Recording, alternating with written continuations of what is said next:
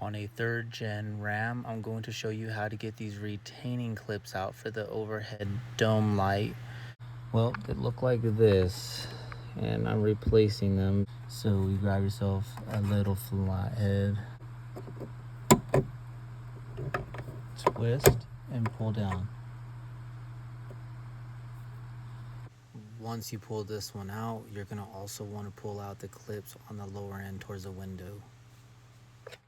You want to try to go ahead and grab both of them together, or you can just grab one at a time and see if it'll come through.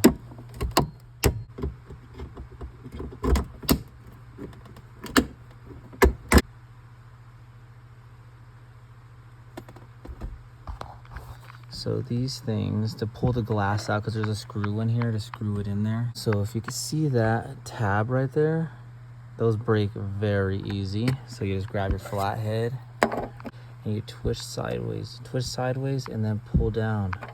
You want to look in there and make sure that tab is cleared of this little tiny holding hinge. So put this in there and twist and push. I found out the hard way, and I broke my other one. That's why I had to get a new one. Yeah, it sucked. Replacing this, the whole thing, you just push it, you just pull it down, after you take the screws out, like I explained.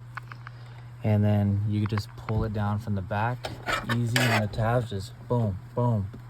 Come over here, pull this down. And you just pull this one off. That's it, just that one. And then you take the screw, boom, boom, boom, boom. Take the screws out. This thing will stay hanging. And then you grab the new one, which will just be this, put it on there, screw it back in, and lose a couple screws, and then search for a couple minutes trying to find them between the seat. So yeah, your new overhead dome should already come with the clips already pre-installed. So that's nice. You don't have to pull the plastic glass off to access the one screw on each side.